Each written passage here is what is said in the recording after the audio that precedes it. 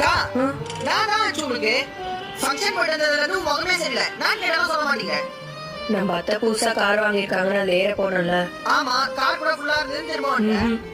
அங்க நடந்ததே வேறடா. அத்தை அத்தை நீங்க நம்ம வீட்டு பக்கம் தானே போறீங்க. நானும் கூட கார்ல வந்து நினைக்கிறேன். மாமா இருமா, கார்ல கொஞ்சம் இடம் பத்தாது. ஏண்டி கார்ல தான் இவ்வளவு இடம் இருக்கு என்ன? ஏங்க நீங்க சும்மா இருங்க, இதுங்க எல்லாம் கார்ல ஏத்தி கார் அழுகுபடுத்திக்க முடியாது. ஏமா நீ உன் தம்பி கூட போயிடாமா? சரி.